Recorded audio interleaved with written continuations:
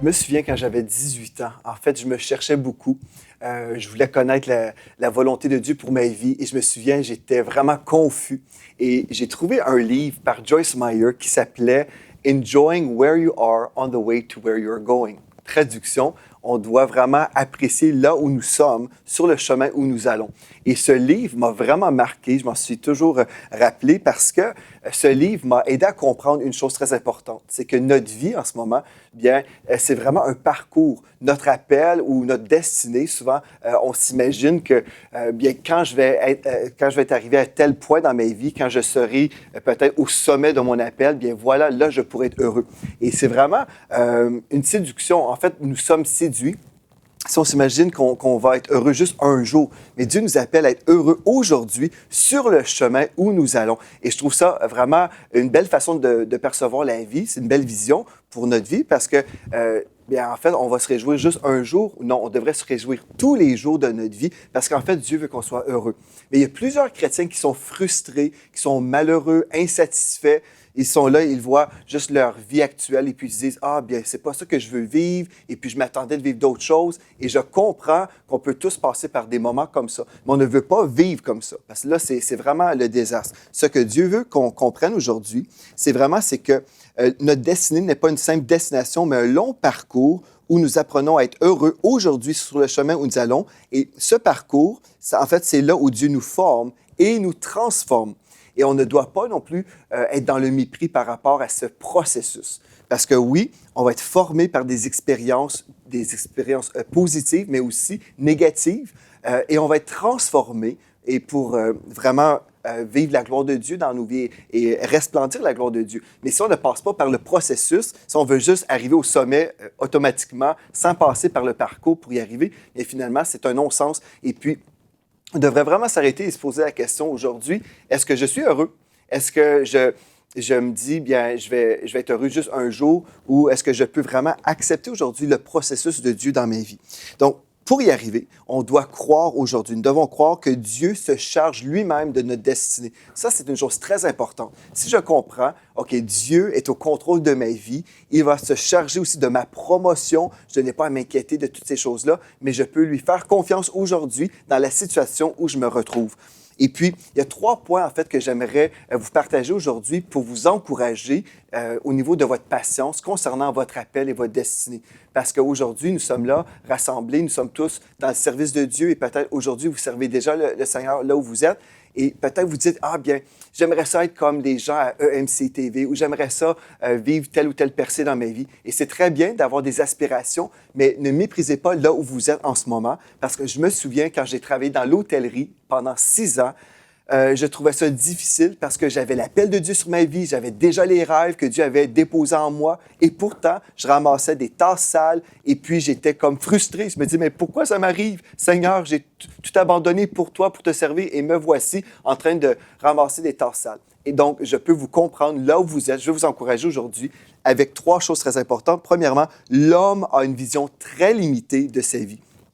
Nous sommes comme ça, nous sommes très limités dans notre vision. On s'imagine, bien là, aujourd'hui, dans mon quotidien, ramasser les tasses sales, bien, je trouve ça très difficile et je comprends. Mais en fait, ce que j'ai compris plus tard, c'est que pendant ces 6 ans où je travaillais dans le monde séculier, Dieu m'a formé au niveau de mon caractère, mais aussi pendant cette période de ma vie, je formais des gens constamment parce que personne ne voulait rester dans ce travail.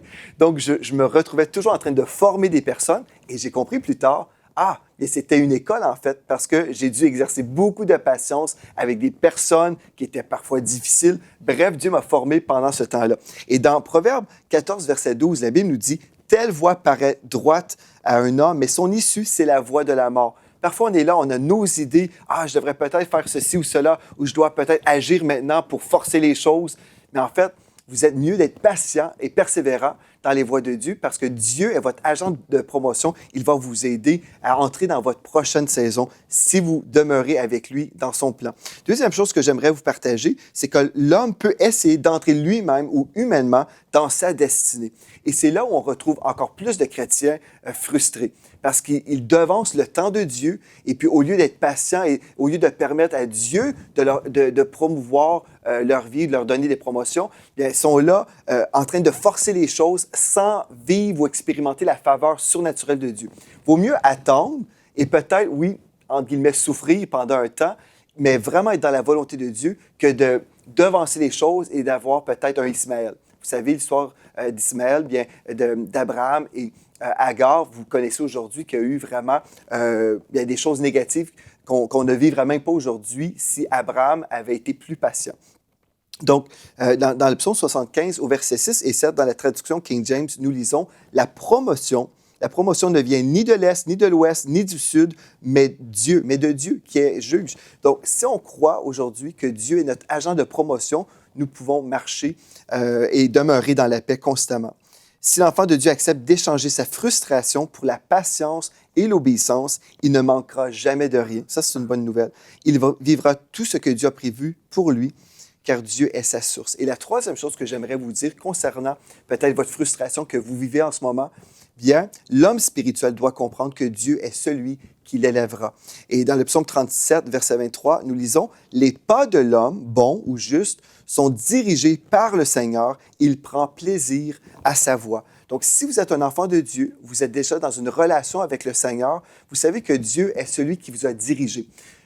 Parfois, vous dites, « Ah bien, je ne sais pas si c'est vraiment Dieu qui m'a dirigé à tel endroit. » Mais si vous êtes dans une communion avec le Seigneur tous les jours, vous pouvez simplement être rassuré et dire, « Si je suis ici et j'ai toujours eu une communion avec le Seigneur, bien, je suis dans la paix, je crois que je suis là où Dieu veut que je sois en ce moment. » Donc, demeurez dans la paix. Les pas de l'homme bon ou juste sont dirigés par le Seigneur. Soyez juste rassurés, je suis là où Dieu m'a appelé. Donc, je vais être dans la paix à ce niveau-là. Et j'aimerais aussi terminer cette pensée en vous disant, Dieu n'a pas dit son dernier mot sur votre vie. Ce n'est pas parce que vous vous retrouvez dans une situation en ce moment que vous n'aimez peut-être pas ou que vous trouvez difficile. Bien, ce n'est pas la fin de votre vie. Gloire à Dieu, Dieu a encore des projets pour vous. Il n'a pas dit son dernier mot sur votre vie. Donc, demeurez encouragés. Ne croyez pas qu'il vous a oublié non plus dans votre situation actuelle. Dieu est un bon Dieu. Il va continuer à vous parler. Il va parler encore et encore. Mais comprenez ceci, vous êtes simplement en ce moment dans un temps de formation. Et une chose très importante en terminant, et ma deuxième fin, comme ma femme dirait, une chose très importante, c'est que nous sommes un chef-d'œuvre que Dieu est en train de faire, est en train de créer un chef-d'œuvre. Et puis, le pinceau de Dieu est à l'œuvre dans votre vie.